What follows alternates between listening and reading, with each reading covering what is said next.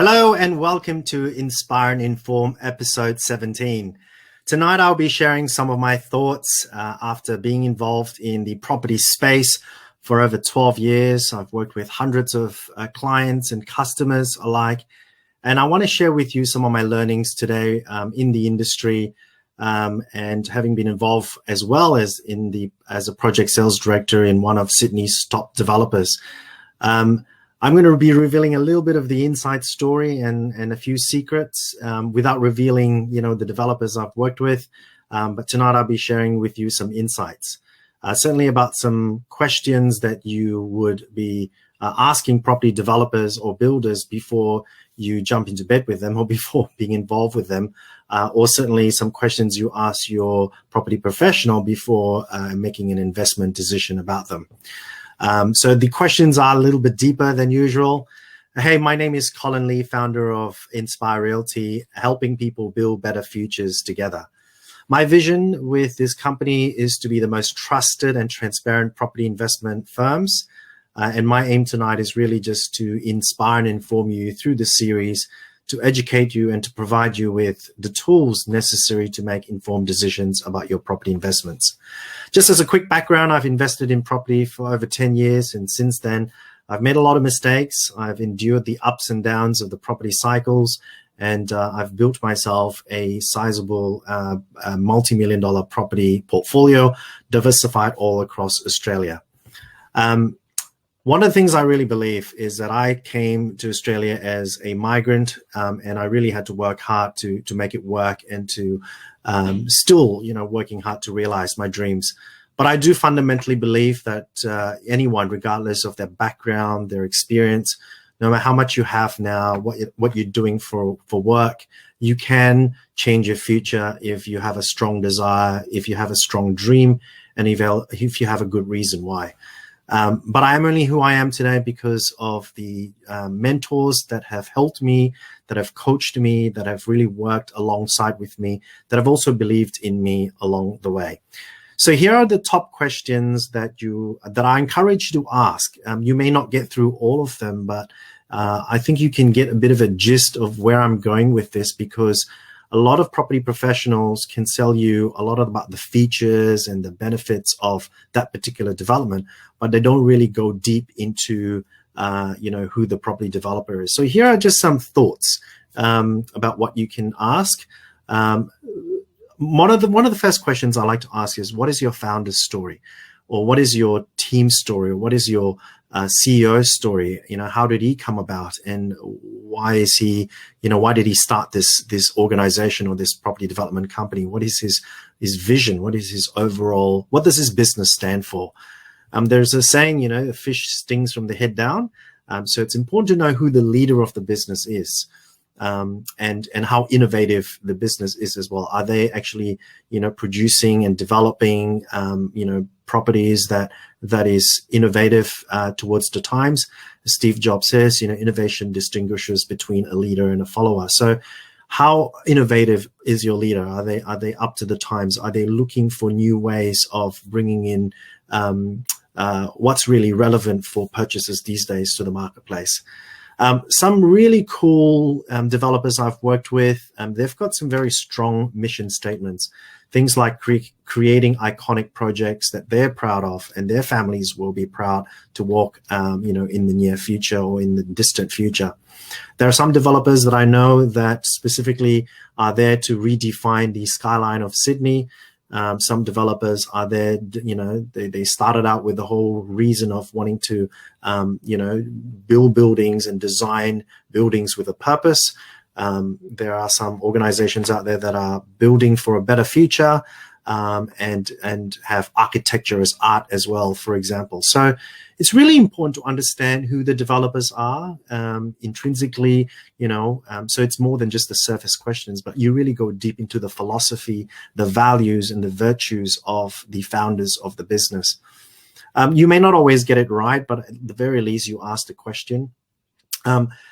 The other question I like asking is, what are the key differences that set you apart? I mean, the reality is there's about 3,000 plus developments and projects going on at any one time in Australia. There's probably a lot less now with approval rates not as fast as it used to be. But the question is, what is their speciality? What really, what is it that helps them to stand out from the crowd? So is it the innovation that they're putting in place? So, for example, one of the properties that I've personally purchased, which is yet to be settling next year, that is a property that has, not that it's a new concept, but there's solar panels on the rooftop, which is charging Tesla cars at the bottom of the building. That is really there to be used by the tenants and the residents of the place, because they know that car spaces and car parks would be less relevant in the near future with the advancement of Uber and all the ride-sharing business. So is it innovation? What sort of innovation are they bringing into the developments? Space. More and more I'm seeing a lot of developers are starting to become quite conservative, for lack of a better word, and that's being polite, on the space. But as you know, now with COVID happening, a lot of people are starting to work from home, and there's plenty of studies now done that people don't just want a small little pokey, 2-bedroom anymore. They really want a bit of space, 2-bedroom with a study. And a study is not just this little, space on the side of the house that serves no purpose. But it's really there, it's purpose built, and it's actually functional as well. There's natural lighting in there. It's a separate space, and it's not just a little nook in the floor plan. Maybe it's the materiality. Maybe it's using environmentally friendly materials to build the buildings. What is it that they're using that really helps the environment and our society at large? So maybe it's the materiality. Could it be the community that they're part of? Are they building a master plan? Do they have resources and facilities to encourage community and neighborhood living? There's one particular developer I know. He focuses a lot on making sure that there's multi-generations that would be comfortable in living in there. That's why they build, even though it's a high-rise, they build playgrounds on the top of the building, and really encourage, libraries and things like that really stimulate community involvement with each other. Could it be convenience? Maybe they have an ability to be able to pick good locations with a foresight of what's going to happen in the future in terms of infrastructure and investments into that particular area. And that brings me to location.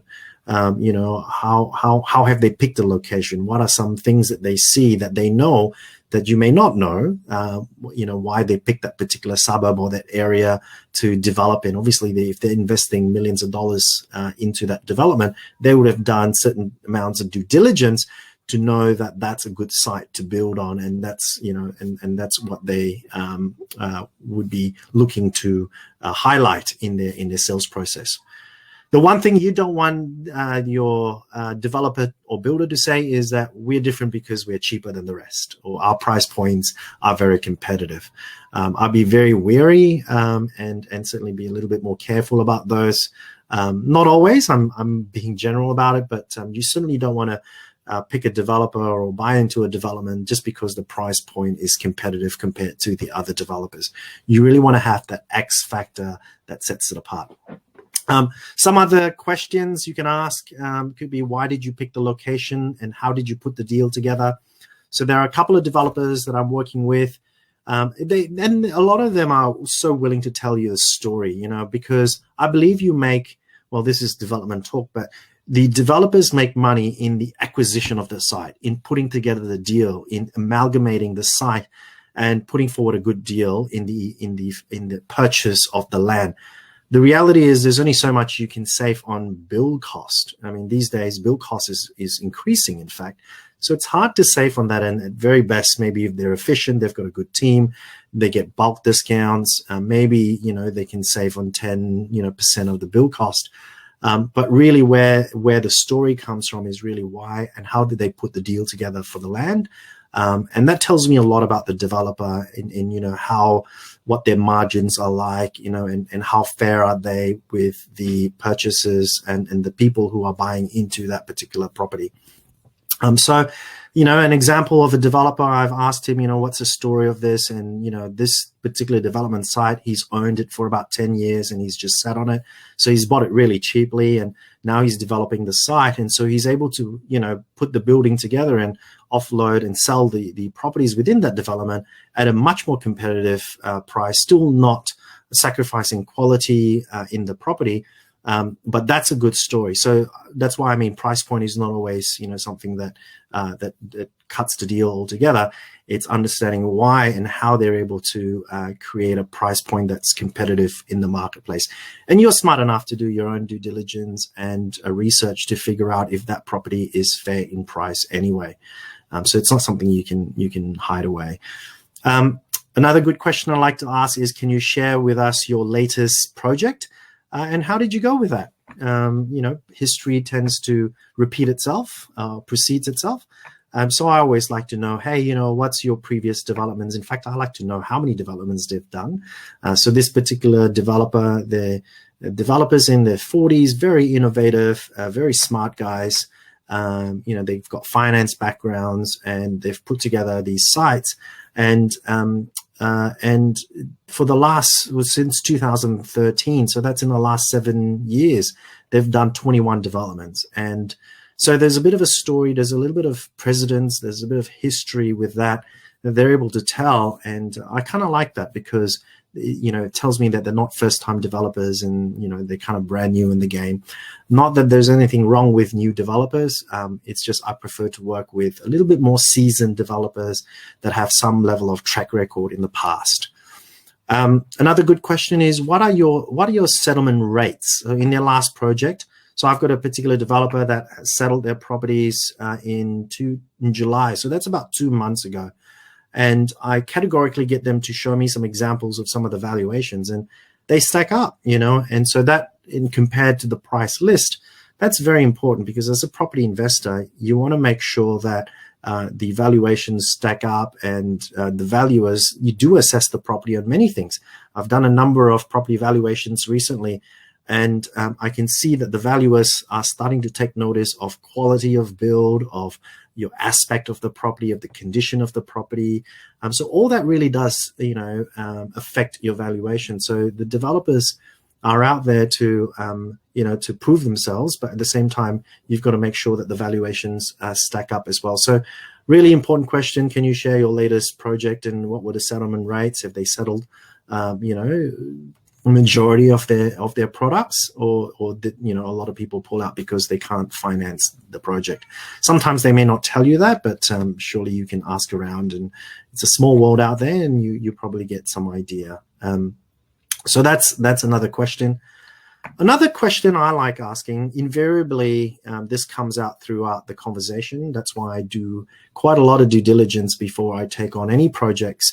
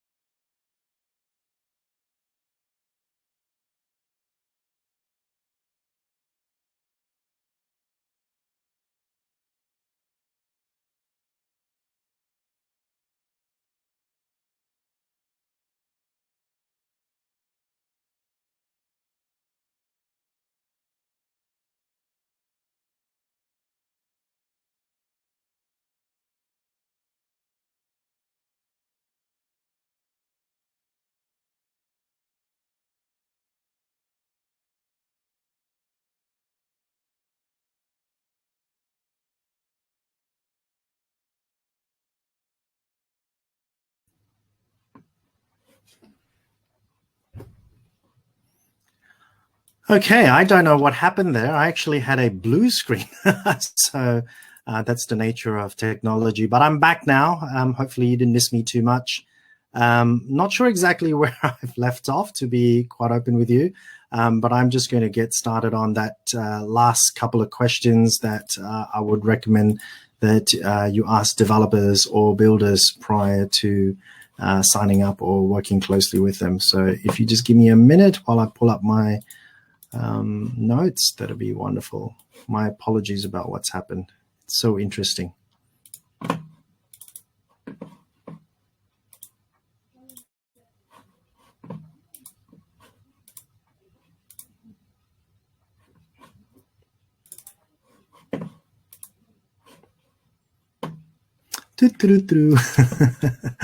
Oh dear, my bad. The joys of technology, isn't it? And that's what happens when you go live. You just never know what could happen. But I literally had a blue screen on my computer. So hopefully this is still broadcasting. I'm not sure, but fingers crossed it is.